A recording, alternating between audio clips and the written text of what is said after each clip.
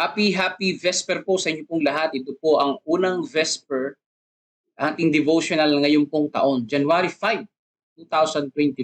Yan, napakaganda. Regalo ng pag-ibig ng Diyos. Tayo po ay manalangin para po sa ating pong pagsisimula, mga kapatid. Dakilang Diyos na siyang aming tagapagligtas, maraming salamat po sa regalo po ninyo na pagmamahal sa bawat isa sa amin.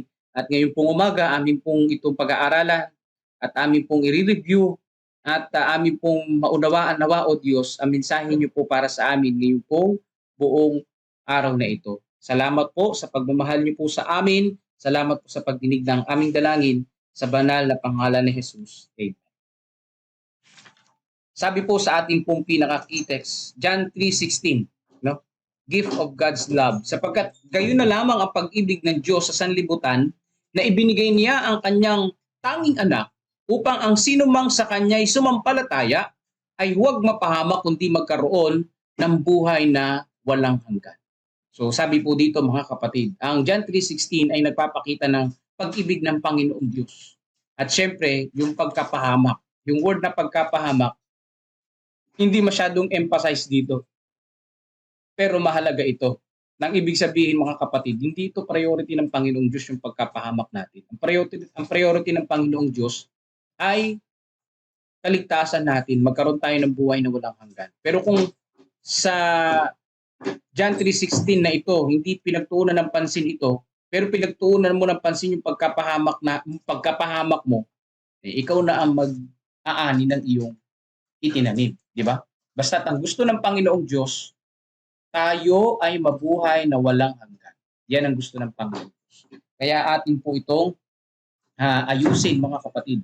At atin po itong tingnan mabuti na tayo ay dapat sa panahon natin ngayon sumasampalataya sa ating Panginoon. Paano natin maunawaan ang Diyos? Paano natin makikilala ang ating Ama? Oo nga, no? Tawagin natin siya sa kaibig-ibig na pangalang Ama. At paano natin siya makikilala at ang kanyang kapangyarihan ng kanyang pag-ibig? Ito ay sa pamamagitan po ng masigasig na pagsasaliksik sa kasulatan. Ayun naman pala, no? Paano natin malalaman ng makikilala ang ating Panginoong Diyos? Search the Scripture. Yeah, search the Scriptures, sabi po diyan. Saliksikin ang banal na kasulatan dahil sa Bible makikita ang pagkilala po natin sa ating Panginoong Diyos. Hindi natin mapapahalagahan ng Diyos malibang kung isaalang-alang natin sa ating mga kaluluwa ang dakilang panukala ng pagtubos. Nais nating malaman ang lahat tungkol sa mga malalaking suliraning ito ng kaluluwa sa pagtubos sa lahing nagkasala. So nasa Bible din paano ang propesiya ng kaligtasan ay ibinagkaloob sa atin. Nasa banal na kasulatan din, paano tayo, mga kapatid, binigyan ng buhay. Paano ang tao ay sa kabila na tayo ay mayroong sari-sariling mga inaalaga ang kasalanan, ay binigyan ng pagkakataon na magkaroon ng buhay na walang hanggan. Isang kahangahangang bagay na pagkatapos na labagin ng tao ang batas ng Diyos at ihiwalay ang kanyang sarili sa Diyos, na madiborsyo, kumbaga, ayan, nasabi din, sa Diyos na pagkatapos ng lahat ng ito ay may isang panukala na ginawa kung saan ang tao ay hindi dapat mapahamak, kundi siya ay magkaroon ng buhay na walang hanggan. Biruin nyo, inyong alalahanin yung dati yung pinaggagawa sa buhay. Inyong alalahanin yung dati yung pagkalimot sa Diyos. Inyong alalahanin, ating alalahanin, paano tayo nagkasala sa Panginoong Diyos. Pero ngayon, mga kapatid, handa tayong tanggapin ng Panginoon kung tayo ay lalapit sa Kanya ng mahusay. Binigay ng Diyos ang Kanyang bugtong na anak upang mamatay para sa atin. Kapag ang ating isipan ay patuloy na nananahan sa walang kapantay na pag-ibig ng Diyos para sa nagkasalang lahi, nagsisimula tayong makilala ang Diyos. Nagsisimula tayong mapalapit sa Diyos. Paano tayo magsisimulang makilala ang Panginoong Diyos? Kapag iniisip natin ang walang kapantay na pag-ibig niya. Kapag iniisip natin ang bugtong na anak na siyang namatay para sa atin, napapalapit tayo sa Kanya. Pero kung ang iniisip mo puro makamundong bagay, ang iniisip mo puro walang kabuluhan, napapalayo tayo sa ating Panginoon. Yan ang ibig sabihin niya. Sabi pa dito, dito mismo sa maliit na mala, malaatomong mundong ito ay naganap ang mga pinakadakilang eksenang maaring makita ng sangkatauhan. Ibig sabihin ang mundong ito ay napakaliit. Totoo naman, napakaliit ang ating pong mundo. Kung ikukumpara mo sa Jupiter, di ba? Kung ikukumpara mo sa Haring Araw, tayo ay ano na lang, Jolin na lang kung ikukumpara sa Haring Araw na malaking bola ng basketball na pang NBA. Mga kapatid, so gano'n na lang tayo. Baka nga bulitas pa lang tayo. Bulitas lang yung size natin. Ganyan po mga kapatid ang size ng ating sanlibutan. Maliit pero yung main event ng eksena nandito sa mundong ito na si Jesus Christ bumaba sa langit, nagkatawang tao siya ay ating Panginoong Diyos at namatay para po sa bawat isa sa atin. Ang buong sansinukob ng langit ay nakitingin na may matinding interes. Totoo yun. Ano? Nakatingin dito ang buong mundo. Sabi doon sa 1 Corinthians 4:9, naging panoorin tayo ng sanlibutan yung digmaan na ito. Sabi dito, bakit ang dakilang digmaan ay magaganap sa pagitan ng kapangyarihan ng kadiliman at ng prinsipe ng liwanag? Ang gawain ni Satanas ay patuloy na palawigin ang kanyang kapangyarihan. Ngunit hindi papayagan ito ng ating Panginoong Diyos. Dahil ang ating Panginoong Diyos ay handang makipaglaban para po sa atin. Siya ay nagtagumpay na doon sa krus ng Kalbaryo. Kaya ang dapat nating gawin ay umanib sa ating Panginoong Diyos, manalig sa kanya't manampalataya. Lagi niyang inilalagay ang Diyos sa isang huwad na liwanag. Ganyan ang kaaway. No? Na minimisrepresent niya ang ating Panginoong Diyos. Sinisiraan niya ang ating Panginoong Diyos sa atin. Pero hindi dapat. Dapat totoong kilala natin ang Panginoong Diyos para hindi po mawala yung pong isipan natin tungkol sa ating tagapagligtas. Sabi pa dito, pinapakita niya siya bilang isang Diyos na kawalang katarungan at hindi isang Diyos na kahabagan. Patuloy niyang ginugulo ang kanilang mga isipan upang magkaroon sila ng maling pagpangmalas sa Diyos. Pero sa ikalawang pagdating ni Jesus Christ, mga kapatid, mabivindicate yung pong karakter ng ating pong tagapagligtas. Mabivindicate po yung pong sinira ng kaaway sa karakter ng Panginoong Diyos. Kaya po babalik muli ang ating Panginoon. Hindi lamang sa atin, kundi para mag-vindicate yung kanyang karakter sa lahat ng mga nilalang sa mundong ito. At syempre, doon sa mga nakatingin sa atin, sa universe na ito, tayo ay naging panoorin ng sanlibutan. Ay talaga nakakahiya kapag tayo ay ginawa na ng Panginoon ang lahat sa atin kung nagkakasala pa rin tayo. Pero yan talaga ang normal na nangyayari. Sapagkat tayo ay nandito sa mundo na makasalanan. Nasa mundo tayo na ang kaaway ay laging gumagawa para tayo ay wasakin, mga kapatid. Ang kailangan natin, saliksikin ang scriptures, saliksikin ang banal na kasulatan. Paano, sabi dito may tanong, paano nararapat na ipakilala ang Diyos sa sanlibutan? Paano malalaman na siya ay isang Diyos ng pag-ibig, puno ng awa, kabaitan at tabag? Yan ang tanong. Kasi ang kaaway, ipinakita niya na ang Diyos ay mabagsik, ang Diyos ay hindi mapagmahal. Sa part natin, paano natin maipakikita sa sanlibutan ng Diyos ay puno ng pag-ibig, kabaitan at tabag? Paano ito malalaman ng mundo? Isinugo ng Diyos ang kanyang anak at dapat niyang katawanin sa mundo ang karakter ng Diyos. So ibig sabihin, tayo mismo sa puso natin, hindi natin kayang gawin na ipakita ang pag-ibig ng Diyos, ang awa ng Diyos, ang kabaitan ng Diyos at ang habag ng Diyos sa buhay nating sarili lamang. Ang gumawa niyan, si Jesus Christ, na nagkatawang tao. So anong dapat natin gawin? Sambahin at papurihan ng Panginoon at ipangaral sa iba si Jesus. Dahil anong example na mabibigay natin? Na ang Diyos ay mapag-ibig, ang Diyos ay maabagin, ang Diyos ay mapagpatawad. Tanging si Jesus Christ lang ang nakagawa. Si Jesus Christ ang gumawa nun at dapat nating tularan. Sabi dito, nais nating panatilihin ang perpektong tularan na ito nasa ating harapan. Napakabuti ng Diyos na nagpadala siya ng paglalarawan ng kanyang sarili sa kanyang anak na si Jesucristo. At nais nating mabuksan ang ating puso't isipan at umabot pataas. Matularan natin yung ginawa ng ating pong tagapagligtas. Nagsisimula ito sa loob ng ating pong pamilya. Yung pagpapatawad, mga kapatid, sa ibang mga tao, nagsisimula yun sa loob ng pamilya. Kung yung asawa mo nga hindi mo mapatawad, yung anak mo hindi mo mapatawad, yung magulang mo hindi mo mapatawad, paano mo mapapatawad ang ibang mga tao? Di ba? Nagsisimula yun sa pamilya. Nagsisimula yun sa sarili. Mapatawad mo yung sarili. Ang Diyos ang gagawa para sa iyo ng maayos, mga kapatid. Ang Diyos ang gagawa para po sa bawat isa sa atin. So, sa umaga po na ito, ang sabi dito, naway maging sa iyo ang panalangin.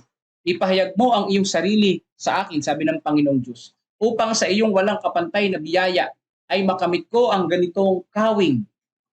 Si Kristo na ibinaba mula sa langit hanggang sa lupa upang mahawakan ko ito at madala paitaas. So ano po ang dapat natin gawin, mga kapatid?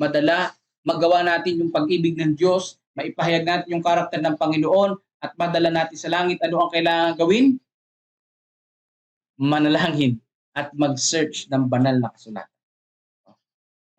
That I may grasp it and be drawn upward, sabi dyan. Let yours be the prayer.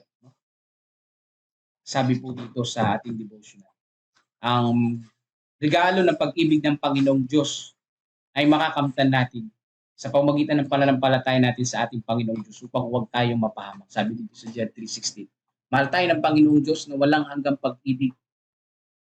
Biliin mo, ipapadala mo yung anak mo sa mga maraming mga kriminal para mapalaya sila.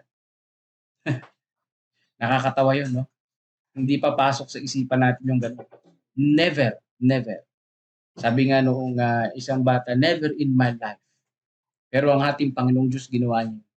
Sa milyon-milyon makasalanan sa mundo, pinadala niya yung anak niya mamatay para sa atin. Grabe, ano? Yung regalo ng pag-ibig ng Panginoong Diyos, walang maipapantay na price. Hindi natin kayang bilhin. Kailangan lang natin ay bukas ang ating palad at tanggapin ito. Sapagkat ito ay libre, mga kapatid, effective at mabisa at walang hanggan at hindi natatapos magpakailanman. Kaya sa umaga po na ito, ang regalo ng pag-ibig ng Panginoong Diyos ay madama natin at maibahagi natin sa iba, maipakita natin sa pamamagitan ng pananalangin at pagbabasa ng banal na kasulatan ay makilala natin ng mahusay ang ating Panginoong Diyos. Kaya po ngayong umaga, tayo po ay muling dadalangin sa Panginoon at number 1 ay dalangin natin ang ating po mga buhay, ang ating po mga karakter. No? Na sa mga makalangit na dako, napakahalaga na ang bawat isa sa atin ay mabuhay na may pagmamahal katulad ng pagmamahal ng ating pong Panginoon Diyos. So ngayon tayo mananalangin, pangunahan tayo ni Brother Melvin Vilasano. Pagkatapos po ng isang awitin, papuri sa ating Panginoong Diyos. Maraming salamat po sa inyo pong lahat.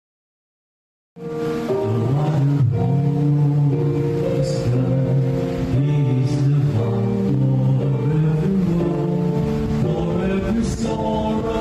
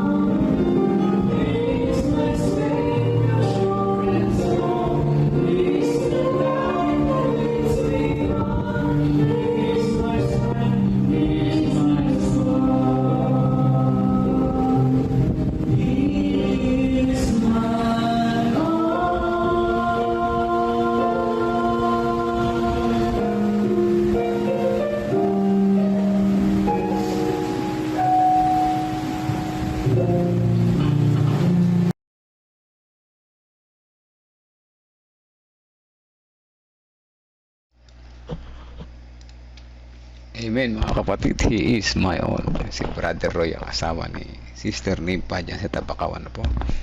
Ang magandang tinig at yung kanyang kasama at kasama nila doon sa Tabakaw. Masisipag na membro ng Tabakaw, no?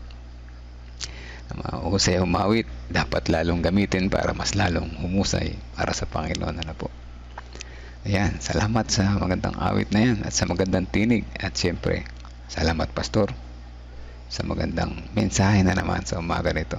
Tunay na yung ating kalaban ay inililigaw tayo. Ayan, sabi nga ni Pastor, binabaligtad ng kaaway ang karakter ng Diyos. Biro mo ang Diyos na maibigin at mahabagin, maawain.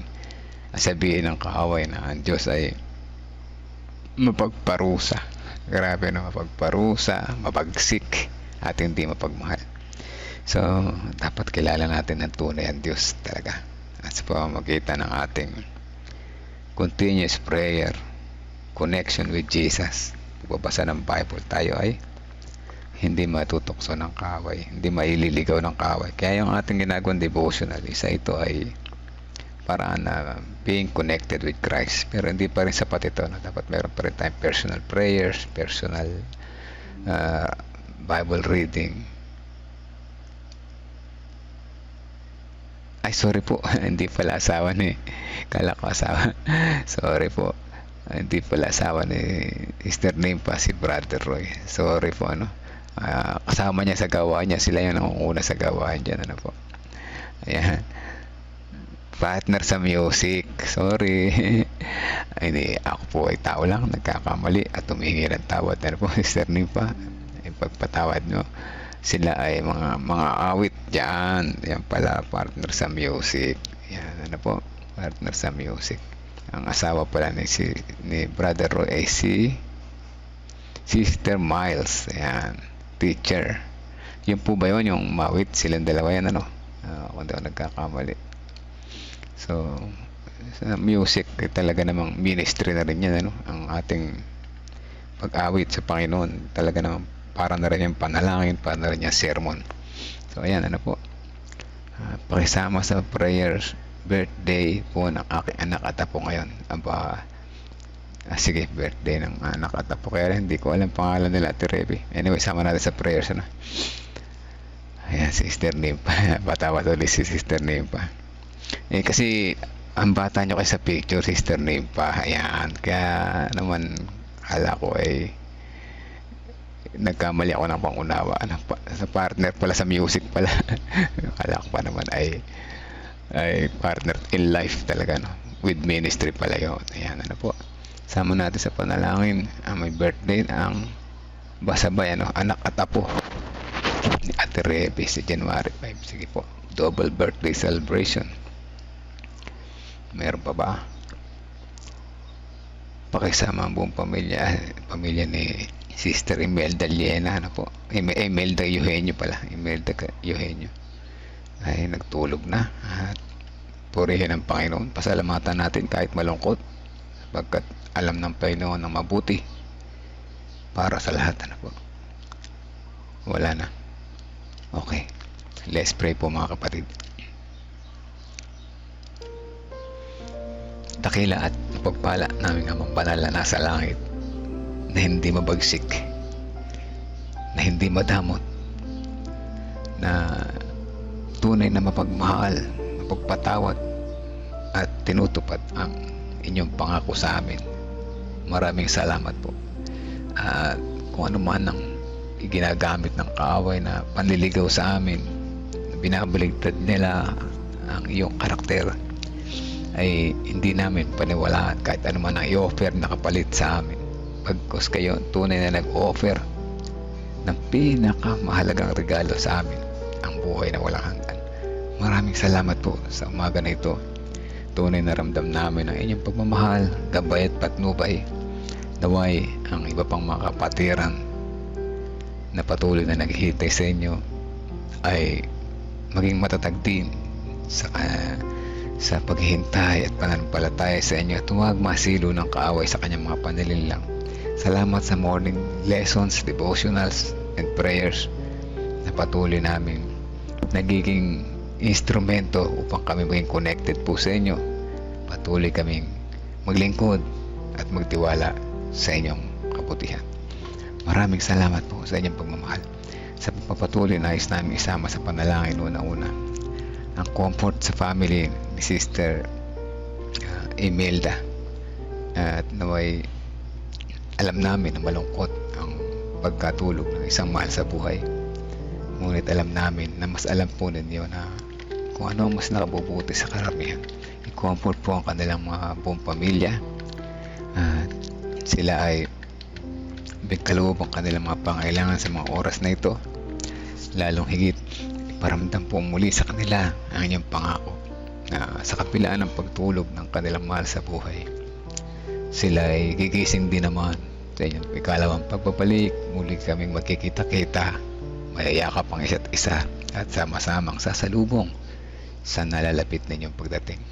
Sa pagpapatuloy, nais namin isama sa panalangin ang safe travel ni na Sister Nimpa at ang kanyang kapatid papunta sa Mindanao, sa Bukidnon. Ingatan sila sa travel papunta roon sa airport, palipad na hanggang sa papunta sa Mindanao. Makarating sila na ligtas, at ang kanilang gawain doon ay magawa nila ng maayos, magkita-kita sila ng kanilang mga pamilya at ma-reunite sila, at higit sa lahat makita ang inyong pag-ibig sa bawat isa sa kanila. Hanggang sa kanilang pagbabalik dito, sila po ay ingatan sa daan hanggang safe na makauwi dito sa kanila sa Tabacao. Patuloy namin sinasama sa panalangin sa umaga na ito ang double birthday celebrations ng anak ni Ate Rebet, ng kanyang apo, na sila ay ingatan sa buong hapon, buong isang linggo, buong isang buwan, buong isang taon ng mga darating pa sa kanilang buhay. At higit sa lahat, salamat sa mga panahon na nagdaan. Sila ay iningatan, binigyan ng mga kanilang mga pangailangan, binigyan ng pagsubok na nagpapatatag sa kanila bilang isang anak po ninyo na nagtitiwala sa kanila. Amin din pong sinasama sa panalangin ang kanilang kabuhayan, kalusugan ng bawat isa, ay patuloy na ang pagpapala ang igawad sa kanila, at sila naman ay maging pagpapala sa iba, hindi lamang sa physical na kalusugan, spiritual din naman, kung saan makikita at nagliliwanag ang kanilang buong pamilya, na makita ang kabutihan po ninyo sa kanilang pamilya. Papatuloy, nais din namin isama sa panalangin ang kalakasan, patuloy na kagalingan ni Pastor Alex Rigor, naway makabalik siya sa kanyang pagsalita at makabalik siya sa kanyang gawain.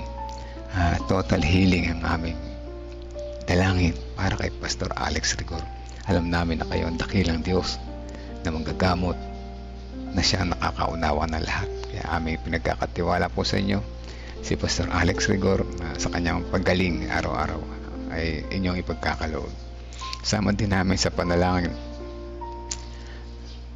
si Sister Heidi De Leon, na magbalik loob po sa inyo.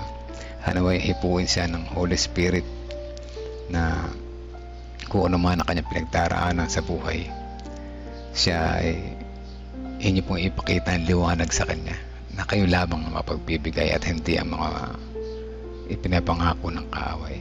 Naway hipuin ang kanyang puso, ganyan din ang kanyang mga kasama sa buhay, na mas makita ang inyong kabutihan kaysa ang mga panlilito ng kaaway. Kung sa ganun, siya ay makatanggap din naman ng karapatan at karangalan na makaupo dyan sa trono sa langit na bayan, at makasama namin sa paghahanda at paghihintay sa nalalapit na inyong pagdating. At kaya din aming sinasama sa panalangin ng kanyang buong pamilya, na kung sino man ang may karamdaman sa kanila, sa buong pamilya, na naway ito ay na maaaring ito ay nagiging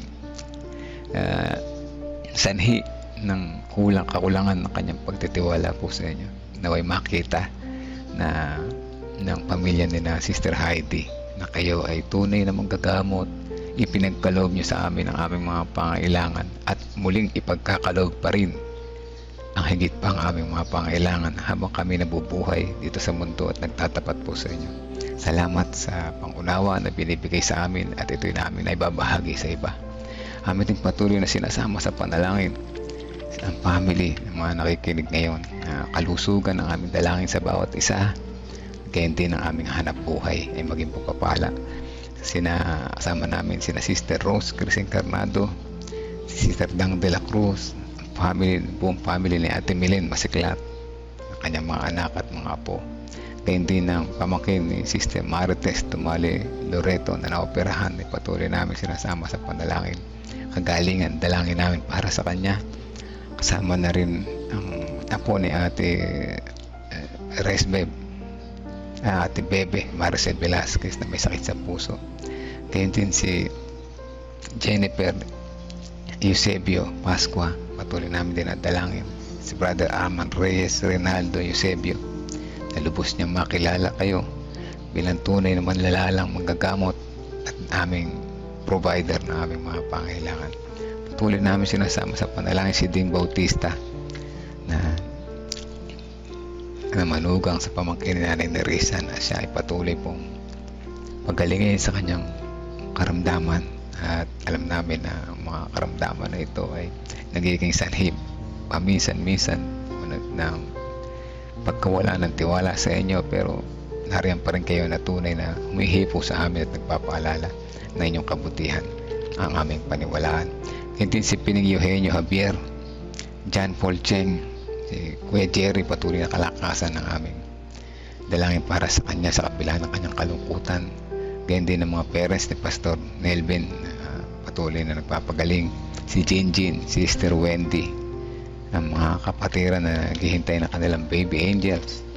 Ganyan din si Sister Erica sa kanyang pagbubuntis, si Sister Jody sa nalapit na panganak, Sister Percy na may sakit, Sister Riza Enriquez, Sister Aimee Kilantang, si Ate Grace Samano, Ate Esther Lopez, Brother Benjamin Munti Gamboa, si Marilita, si Dayan, si Pichi, si Kuya Bobby, si Ate Lorna, si Ate Gigi Concepcion, Gregorio Santin, si Tatay Pentong, Kuya Mike Pablo, Romnick Erilia Francisco, Renato Santos, Olivia at Rebecca Francisco, si Precious Cabasog, si Princess Jorquina, si Aris, si Sister Nena, Tia Aning, Tia Aurora, si Ate Sally Sanchez na patuloy na nagtitiwala po sa inyo, si Janet Ontivero, Gina de Guzman, Arturo Duque, Erlinda Duque. Ang mga kapatiran po na ito, karamihan ay may malubhang karamdaman, nabibigatan sa buhay, ngunit lahat ay nagtitiwala at umaasa po sa patuloy na pangako na binigay niyo sa amin. Maraming salamat sa pagdinig sa aming mga panalangin. Patawaran niyo nawa kami kung kami man ay nagkulang at nagkasala. Handa kaming magbago na aming karakter, Ama. Samahan niyo po kami sa araw-araw naming pamumuhay. Makita namin ang tunay na regalo ng pag-ibig po ninyo sa amin, bagkus hindi namin makita at ignore lang naman namin ang mga regalong fake ng kaaway na kung saan ginagamit niya pansilaw sa amin. Ito po ang aming dalangin sa pangalan ni Jesus namin tagapagligtas. Amen. Amen. Amen po mga kapatid. Muli ay magandang umaga sa inyo lahat. Salamat sa mga prayer warriors. Alam ko na ang Panginoon ay kasama natin sa gitna natin kapag tayo ay sama-samang nananalangin. At ito ay isang paraan, sabi ni Pastor, na magiging connected kay Jesus upang di tayo masilaw sa mga tukso ng kaaway. Ayan, thank you rin po Ate Bebe Maricel Velasquez at sa lahat ng mga nakikinig sa background. Salamat po sa inyo. At again, kay Nanay Nerissa, condolence po sa family nung ni Sister Imelda Eugenio Garcia. Po, tunay na ang pagtulog ay panandalian lamang. Gigising din ang ating mahal sa buhay. Po, kaya nga anyway, wag na yung tanong na yun, medyo mahaba yun pag-usapan. So ayan, good morning sa lahat. Po, magbalik loob sa Diyos. Ibig sabihin po si Sister Heidi ay dati nang nagtiwala sa Panginoon. Siguro siya ay dahil sa pagsubok, dahil sa pagsubok.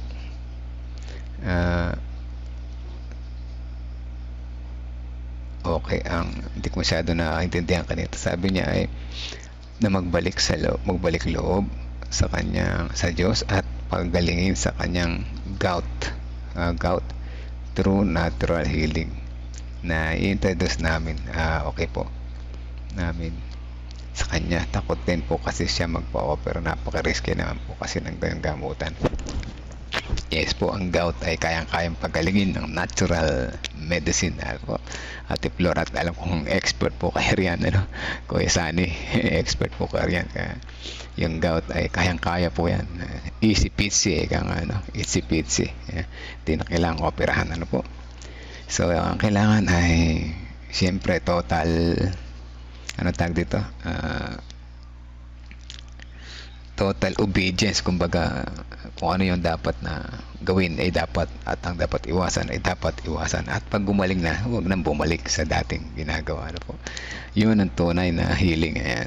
Salamat po sa inyong mga kapatid sa patuloy na pagsubaybay. Meron ba tayong bagong pangalan na hindi ko nabati kanina? Tingnan natin, scroll ko lang sandali. Lahat naman inabati ko na. Meron sa background, may nakita akong isang bagong pangalan dito na hindi natin nakakasama sa umaga. Si Sedi Marcos. Welcome po kung nariyan pa kayo. Sister, brother, or sa kapatid na Sedi Marcos. Welcome po dito sa ating discipleship ministry. Ayan. Hanggang bukas po muli mga kapatid.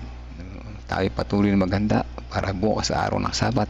Ihanda ang ating mga puso at kalimutan ang lahat ng dapat kalimutan. At wag si Jesus. Ayan, si Jesus lang itira. Ayan, ang ating best friend. God bless po sa bawat isa.